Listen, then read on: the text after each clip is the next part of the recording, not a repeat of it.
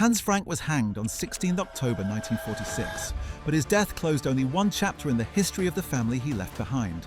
His widow, Brigitte, and their 5 children remained tied to one of the most reviled figures of the Third Reich long after the war was over. As Governor-General of occupied Poland, Frank had overseen the exploitation, enslavement, and mass murder of millions. When Germany collapsed in 1945, his family lost their estates, their protection, and their place in Hitler's world. What followed were years of internment, legal battles, and lives lived under a name that carried the weight of genocide. From the royal splendor of Wawel Castle in Krakow to the austere conditions of post-war Bavaria, the Frank family's trajectory mirrored Germany's own reckoning with its past. But unlike the nation, the family remained deeply divided. Some defended Hans Frank until their dying breath. Others denounced him with a fury rarely seen from children of the perpetrators.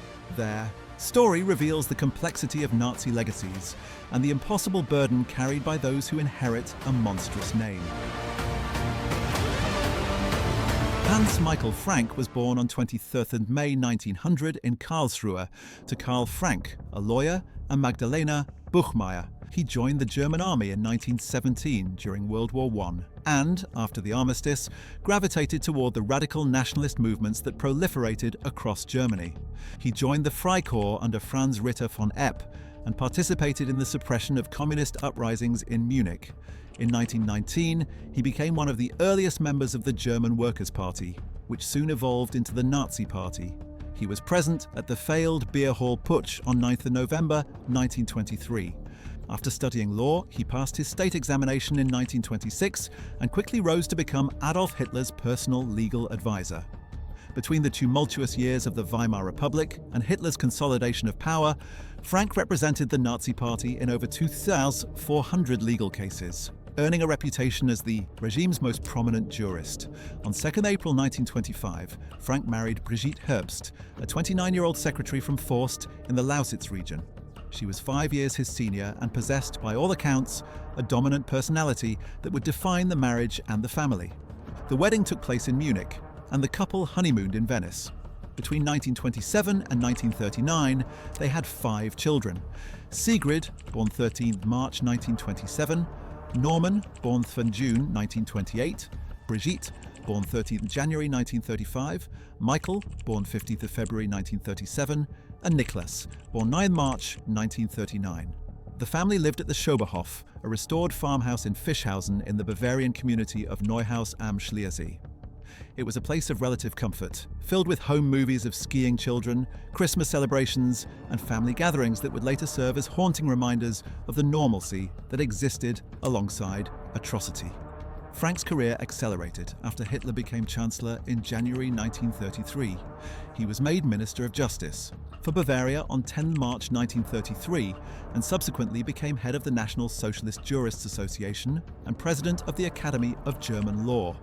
From 1934, he served as Reich Minister without portfolio. His early career included moments of tension with the regime's more radical elements.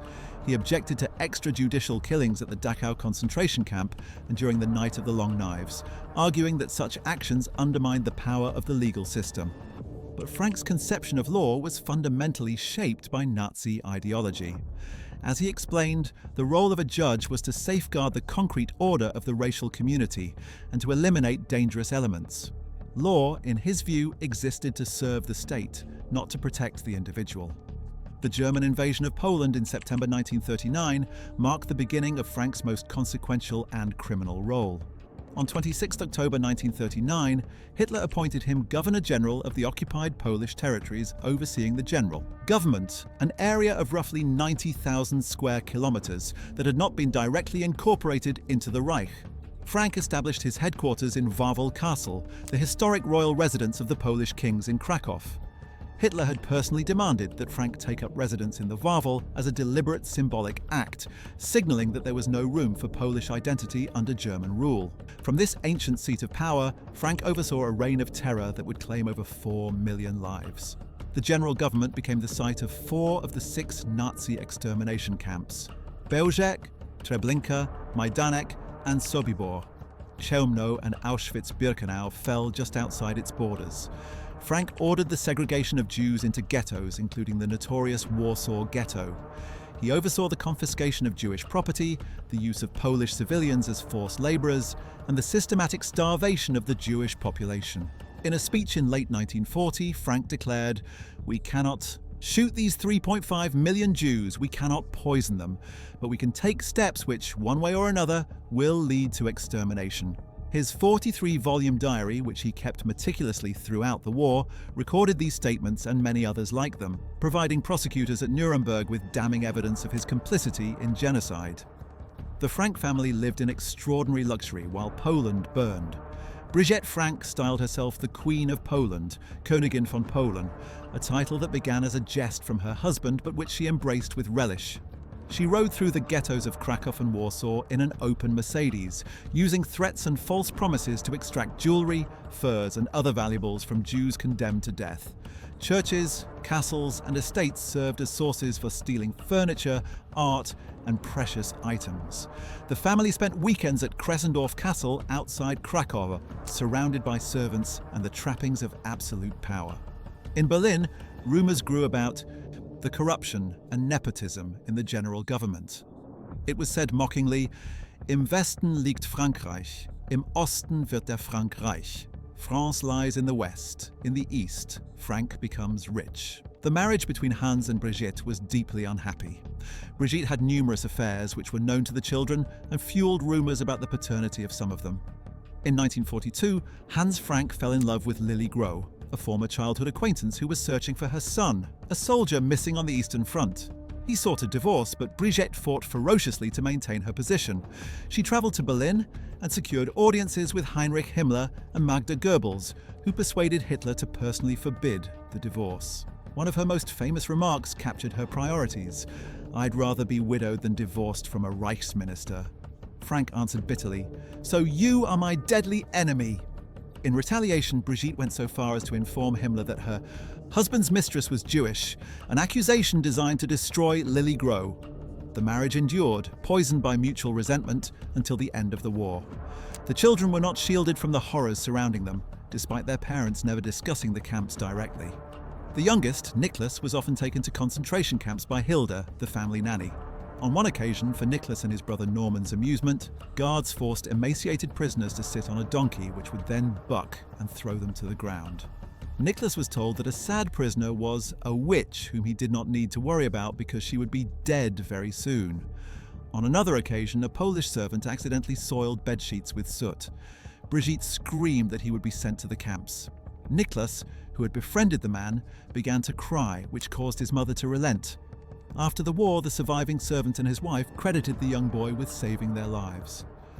The final months of the war brought rapid changes. In July 1942, Frank had fallen from Hitler's favour after delivering a series of speeches at German universities calling for a return to constitutional rule. He was stripped of all party honours and legal positions except his role as Governor-General, which Hitler considered the worst possible job. By the summer of 1944, the Red Army was advancing through Poland, capturing part of the general government up to the Vistula River. An assassination attempt by the Polish secret state on 29-30 January 1944 nearly killed Frank when a bomb derailed his train near Sarów. He survived, but roughly 100 Polish hostages from Montelupic prison were executed in reprisal. In January 1945, as Soviet forces approached Krakow, Frank fled westward. The family had already returned to Bavaria at the end of 1944. Hans Frank arrived at the Schoberhof in the final months of the war, a broken man watching his world collapse. Nicholas, then 5 years old, remembers one encounter vividly. He found his father in the bathroom at the Schoberhof, shaving himself, and Hans put some of the foam on Nicholas's nose. It was the only intimate moment the boy could recall with his father. In another memory, Nicholas ran around a large dining table, chasing his father and asking for a hug, while Hans moved away saying, "Who are you? You are a stranger." Nicholas later came to believe that his father suspected he was not his biological son. American troops captured Hans Frank on 3rd May 1945 at Tegernsee in southern Bavaria near Berchtesgaden. He was beaten by soldiers, forced to walk a gauntlet of American troops. The ordeal broke him. On 4th May, he attempted suicide by cutting his throat. 2 days later, he slashed his left wrist. Both attempts failed, leaving him partially paralyzed in his left hand. Unlike many other Nazi leaders who sought to destroy evidence of their crimes, Frank voluntarily surrendered his 43 volumes of personal diaries to the American authorities. He believed that his documented conflicts with Himmler and other Nazi officials would serve as his defense. Instead, the diaries became the prosecution's most powerful weapon against him. Frank was indicted for war crimes and crimes against humanity and tried before the International Military Tribunal at Nuremberg from 20 November 1945 to 1 October 1946. During his imprisonment, he converted to Roman Catholicism, guided by Father Sixtus O'Connor, and claimed to have experienced a series of religious revelations. His testimony at the trial became one of the most discussed aspects of the proceedings.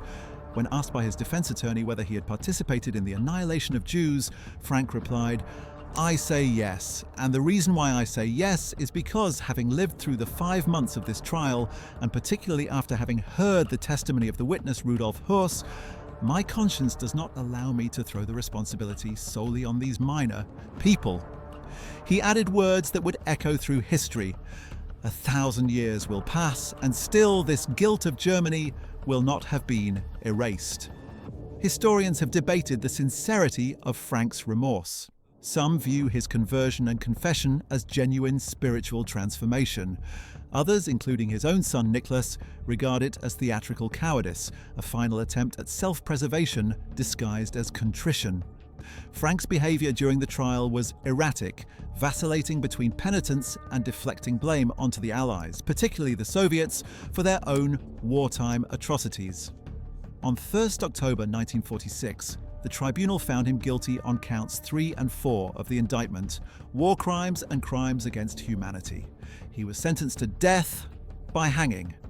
The executions took place in the early morning hours of 16 October 1946. In a small gymnasium erected in the courtyard of Nuremberg prison. 3 gallows had been constructed, 2 to be used alternately as each condemned man was dispatched, and the 3rd as a spare. Hans Frank was the 5th man to climb the scaffold. Unlike the defiant Julius Streicher, who screamed Purim Fest 1946 before the trap dropped, Frank entered the chamber with what observers described as a smile, appearing relieved at the prospect of atonement. Asked for any last words, he replied quietly, "I am thankful for the kind treatment during my captivity, and I ask God to accept me with mercy." He closed his eyes and swallowed as the black hood was placed over his head. Moments later, the trap opened. Master Sergeant John C. Woods, the American executioner who had carried out 347 executions in his career, offered no mercy to the Nuremberg defendants. Reports suggest the condemned men did not die quickly. Brigitte Frank continued to live at the Schoberhof until her arrest on 29th of May 1947. She was imprisoned as inmate number 1467 at the work and prison camp Augsburg-Göggingen, where various wives of sentenced war criminals who had been living in Bavaria were held. In this camp, she formed a close friendship with Ilse Hess, the wife of Rudolf Hess. Emmy Göring, the widow of Hermann Göring, became her bitter rival. The dynamics among these high women, hohe Frauen, of the Nazi elite continued even in captivity, with old allegiances and enmities persisting. Brigitte never expressed remorse for the crimes committed under her husband's authority. She was released in 1948. The post-war years were difficult for Brigitte Frank. She had lost everything: the estates, the wealth, the social position. Cardinal Michael von Faulhaber, the Archbishop of Munich, reportedly helped the widow through the initial years of hunger and deprivation.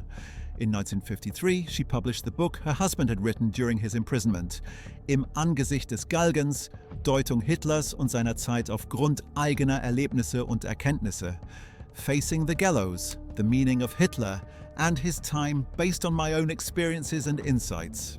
The book presented Frank's self-serving interpretation of the Nazi era and found an audience among those unwilling to confront Germany's guilt. Brigitte Frank died in Munich on 9th March 1959 at the age of 63, impoverished and unrepentant. She had never acknowledged her own complicity in the crimes of the general government or shown concern for the millions who perished under her husband's administration. The 5 Frank children each navigated the weight of their father's legacy in profoundly different ways. Their diverging paths illustrate the complexity of inheritance when what is inherited is not wealth, but shame. Sigrid Frank, the eldest child, born in 1927, was 18 years old when the war ended. In 1945, as a young woman, she expressed worry that the family would not be forgiven for what we have done to the Jews, and feared deadly retribution. Yet despite this early awareness, Sigrid remained a committed Nazi. She emigrated to South Africa during the apartheid era with her second husband, drawn to a regime that enforced racial segregation. She developed an addiction to tranquilizers and died in South Africa. The exact year of her death is uncertain, with some sources indicating 1973 by suicide and others simply noting she died there without specifying the circumstances. Her choice to settle in apartheid South Africa speaks to the persistence of the ideological worldview she absorbed as a child in Wauwel Castle. Norman Frank, born in 1928, was the second child and eldest son. His father's last words to him were advice to remain silent about the family's past, counsel that shaped his entire approach to the legacy he inherited. Norman struggled with alcoholism throughout his life. Though he recognized and was critical of his father's political work and the Nazi rhetoric preserved in recorded speeches, he followed Hans Frank's guidance and maintained silence. This put him at odds with his younger brother Nicholas, whose public denunciations of their father Norman viewed as excessive and harmful. Yet privately, Norman later confessed to being proud of Nicholas's courage. He died in 2010, having spent his life navigating the tension between acknowledging the truth and protecting himself from its full weight. Brigitte Frank, known as Gitti, was born in 1935 and named after her mother. She was 10 years old at the war's end and 12 when she visited her father in Nuremberg prison before his execution. Photographs show her standing with her mother and Nicholas outside the Palace of Justice in September 1946, a child caught in circumstances beyond her comprehension. As an adult, Brigitte struggled with the legacy she carried. According to her brother Nicholas, she had written in her diary at age 16 that she did not want to become older than her father, who had been hanged at 46. In 1981, at the age of 46 herself, she took her own life, reportedly overdosing while sleeping next to her 8-year-old son. She had been diagnosed with cancer, and doctors believed she could have survived another 5 to 7 years. But Nicholas maintained that her suicide was connected to her childhood vow. The official cause of death was recorded as cancer, though the circumstances suggest something more deliberate. Michael Frank, born in 1937, was the fourth child and second youngest. He grew up to become an ardent defender of his father's innocence, maintaining throughout his life that Hans Frank had been unfairly judged by history. Michael developed what Nicholas described as an addiction to milk, consuming it to an extent that his wife struggled to save any for their children. This peculiar compulsion contributed to severe obesity and, ultimately, organ failure. He died in 1990 at the age of 53. Michael's loyalty to his father's memory set him apart from Nicholas, but aligned him with the approach taken by many children of Nazi perpetrators, who chose to preserve a positive image of their parents rather than confront the historical record. Nicholas Frank, born on 9th of March 1939, just months before his father's appointment as Governor General, would become the most publicly known of the Frank children and one of the most remarkable figures in the broader story of Nazi descendants. He was 7 years old when his father was executed and remembers the events with startling clarity. In September 1946, the family received word that they could visit Hans Frank in Nuremberg prison one final time. Nicholas knew, even at that young age, that his father would be hanged. When the invitation came in September, he later recalled, I knew that will be my last visit to see my father. During the visit, Nicholas sat on his mother's lap while his father sat on the other side of a large window with small holes at the bottom through which they could speak. An American soldier stood nearby. Hans Frank promised that they would soon be celebrating Christmas together at the Schoberhof. It was a lie, and Nicholas knew it. Morning after the execution, the nanny took the children for a walk and informed them that their father was dead and in heaven. Nicholas's brother Michael and sister Brigitte began to cry.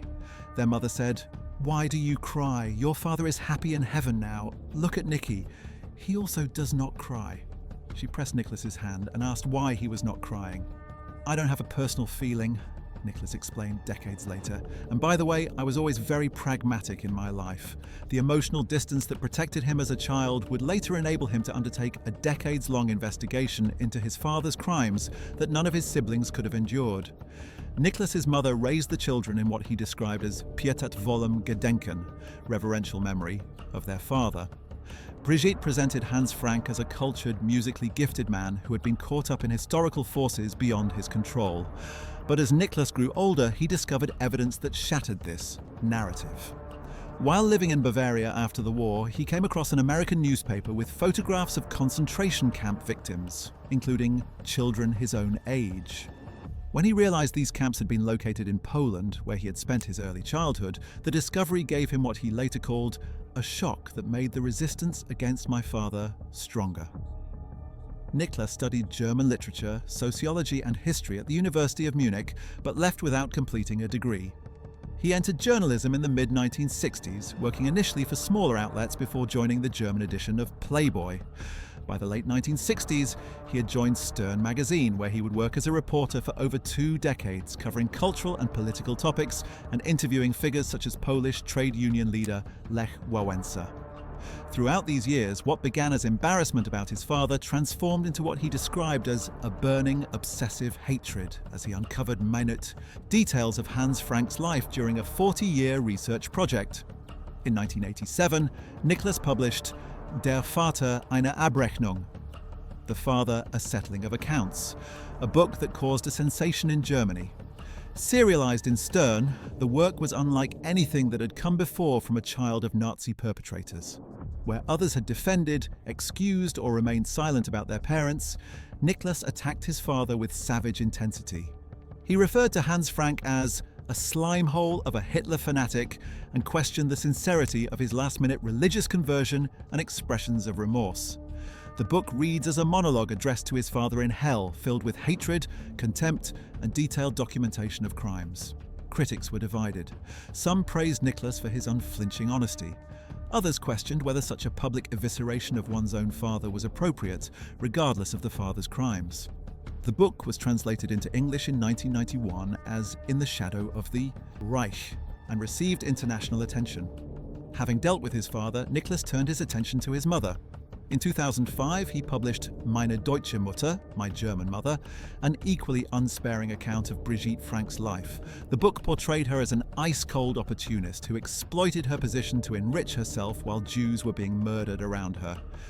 Nicholas drew on letters, documents, diaries, and his own memories to construct a portrait of a woman who had never loved her husband or her children, but who fought ruthlessly to maintain her status as the wife of a Reichsminister. Reviewers noted that the book reads in part as a satire of high-ranking Nazi women, examining how they profited from the regime while maintaining a facade of respectability.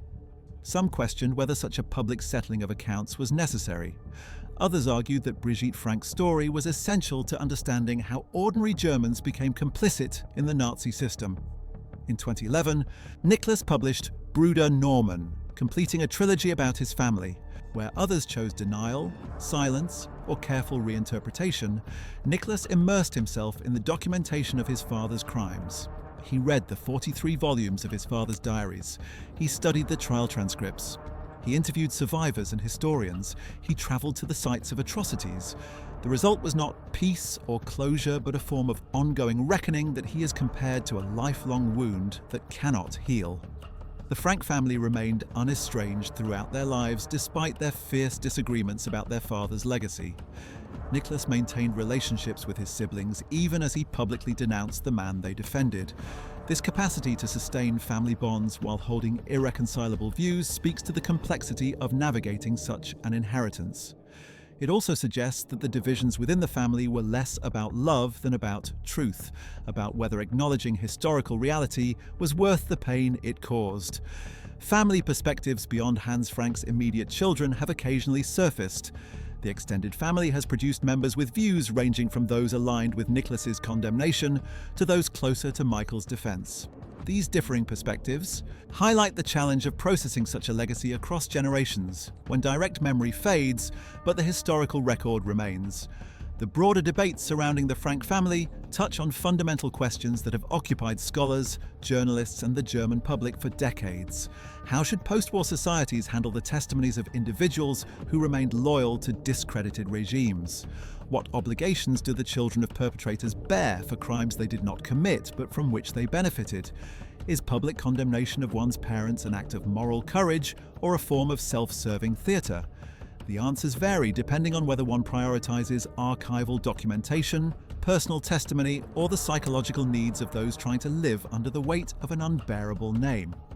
Niklas Frank's public work has contributed to Germany's broader process of Vergangenheitsbewältigung, the ongoing effort to come to terms with the Nazi past. His 1987 book achieved bestseller status and prompted widespread discussion about generational guilt and the responsibility of perpetrators' descendants. The work's commercial success made insider critiques of Nazi figures accessible to a broad audience, distinguishing between different motivations among perpetrators such as opportunistic careerism versus ideological fanaticism, and thereby refining public understanding of how ordinary Germans became complicit in extraordinary crimes. His lectures and media appearances, including addresses to German schools and educational institutions, have modelled a form of unflinching self-examination that influences how Germany teaches the Holocaust to new generations. The story of Hans Frank's family mirrors Germany's own trajectory after the war, from denial and silence in the immediate post-war years, through gradual acknowledgement to the ongoing struggle to confront the past honestly. Brigitte Frank died without expressing remorse, insisting to the end that she and her husband had been victims of circumstance. Her children split between those who maintained this defensive posture and one who rejected it entirely. Germany as a nation has travelled a similar path, with some citizens embracing historical responsibility and others resisting what they see as excessive guilt. The Frank family's experience also illustrates the different fates that awaited Nazi families, depending on the positions their patriarchs held and the evidence available against them. Hans Frank was tried and executed at Nuremberg because his own diaries documented his crimes in devastating detail. Other figures escaped prosecution, died before they could be tried, or received lighter sentences. The randomness of these outcomes shaped how their families experienced the post-war period and how they constructed narratives about their fathers. Into his 80s, Niklas Frank continues to write and give public talks. He lives with his wife in Ecklach, Schleswig-Holstein, having retired from journalism. He has expressed no regret for his public denunciations of his parents and continues to argue that honest confrontation with the past is the only path forward. His work stands as a challenge to the more common pattern among Nazi descendants, which has been to maintain silence, offer qualified defences, or simply refuse to engage with the historical record. The legacy of Hans Frank remains controversial precisely because it forces uncomfortable questions about complicity, benefit, and responsibility. His widow Brigitte symbolises for many the millions of German women who enjoyed the spoils of the Nazi regime, while remaining willfully ignorant of its crimes. His children represent the range of possible responses to discovering that one's father was a mass murderer: denial, silence, self-destruction, and courageous confrontation. Their lives show how Nazism's shadow reached far beyond 1945, shaping families for generations and raising questions that may never be fully resolved. The Frank family's story also demonstrates how the personal intersects with the historical. Niklas's childhood memory of chasing his father around a table, begging for a hug while his father retreated, saying, "Who are you? You are a stranger," captures something essential about the emotional void at the centre of the Frank household. Whether Hans Frank's coldness toward Niklas stemmed from suspicion about paternity or simply from his own emotional incapacity, the result was a distance that may have protected the boy from the ideological poison his siblings absorbed. The ironies multiply. The son who received no affection became the one who saw most clearly. The father who showed no love was the one most honestly remembered.